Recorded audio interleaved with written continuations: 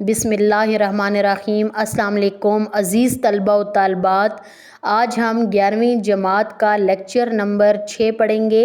Lecture number 6 में मैं आपको पढ़ाऊँगी अदबी इस्तिलाहात।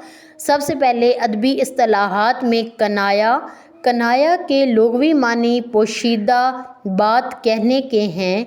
इल्मे बयान की इस्तिलाह के तौर पर अगर कोई लफ्ज़ अपने मजाजी मानों में इस तरह इस्तेमाल हो कि इसके हकीकी मानी भी मुराद लिए जा सके तो इसे कनाया कहते हैं।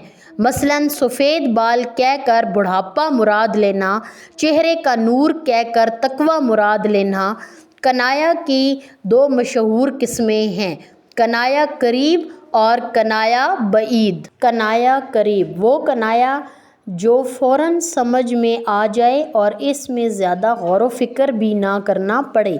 मसलन खुदा करे कि ना खम हो सरे वकारे वतन और इसके हुस्न को तशवीश माओ साल न हो। इस शेर में तशवीश माओ साल से ज़हन इस बात की तरफ जाता है कि मेरा वतन मुस्तकबिल के मसाइब और मुश्किलात से हमेशा दूर रहे। यानी फ़ौरन जो है शेर पढ़ के बात समझ जाना, ज़हन फ़ौरन उसको मान ले कि ये बात हो रही है, तो इसे कहते हैं कनाया करीब। कनाया बईद ऐसा कनाया जिसमें चंद सिफ़तें जो मजमूई हैसियत से एक मौसूफ़ के साथ मखसूस हो गई हों, वो कनाया जो फ़ौरन समझ में ना आए, यानी फ़ौरन उसकी तरफ ज़हन हमारा ना जाए। हम शेर पढ़ें लेकिन हम जो है वो उसका मतलब फ़ौरन समझ ना सकें। इसके मानी तक पहुंचने के लिए थोड़ा सा सोचना पड़ता है। इसके हाथ बहुत लंबे हैं। मिसाल, यहाँ लंबे हाथ का लफ्ज़ सुनकर पहली बार ये लगता है कि शायद इसके हाथ जिस्मानी तौर पर बड़े हैं, यानी जिस्मानी तौर पर इसके हाथ लंबे हैं।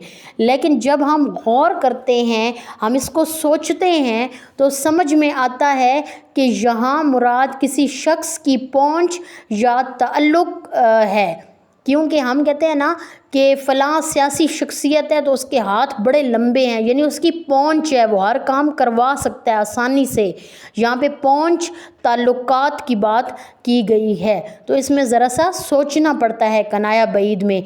जबकि कनाया करीब जो है उसको पढ़कर हमारे ज़हन में फ़ौरन उसका मतलब आ जाता है, हमें फ़ौरन वो बात समझ में आ जाती है और उसके लिए हमें इतना ज़्यादा सोचना नहीं पड़ता। अज़ीज़ तलबा व तालिबात, आज का लेक्चर हमारा यहाँ पर ख़त्म हुआ चाहता है। कनाया करीब और कनाया बईद इंशाअल्लाह नेक्स्ट लेक्चर नंबर 7 में मैं आपको मज़ीद उर्दू ग्रामर के मुतालिक पढ़ाऊँगी। अल्लाह हाफिज़।